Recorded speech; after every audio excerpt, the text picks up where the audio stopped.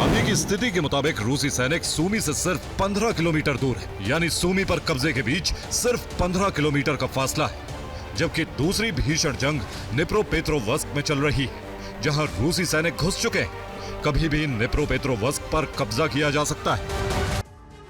और यूक्रेन में अभी क्या स्थिति है, ग्राफिक्स के जरिए जानिए। लुहांस्क पर रूस का कब्जा है, डोनेस्क पर भी पूरा कंट्रोल है, जबकि ज़ैपोरिजिया और खरसोन में रूसी सेना को बढ़त है। इसके अलावा रूस ने सूमी और खार्किव के बड़े इलाके को बफर जोन में बदल दिया है। इस दौरान निप्रोपेट्रोवस्क में घुसकर रूसी सेना कहर बरपा रही है।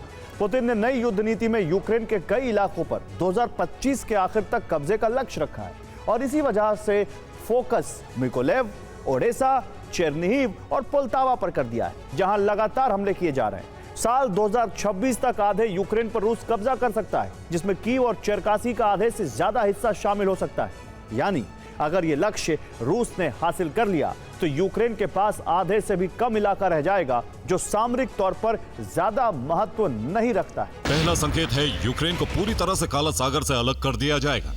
दूसरा संकेत है कीव पर रूसी सेना जल्द कब्जा कर सकती है। तीसरा संकेत है यूक्रेन के सभी बंदरगाहों पर रूस कब्जा कर सकता है। चौथा संकेत है संपूर्ण दक्षिणी पूर्वी यूक्रेन पर रूस 1 से 2 महीने में कब्जा कर सकता है। पांचवा संकेत है ज़ेलेंस्की के पास आत्मसमर्पण के अलावा कोई रास्ता नहीं बचेगा।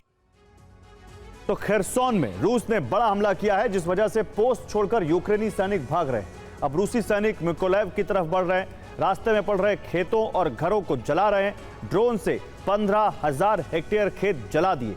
20 किलोमीटर के हिस्से में सबसे बड़ा नुकसान हुआ है। खेतों को जलाकर सेना के लिए रास्ता बनाया जा रहा है। हमले के डर से खरसोन के किसान इलाका छोड़कर भाग रहे हैं।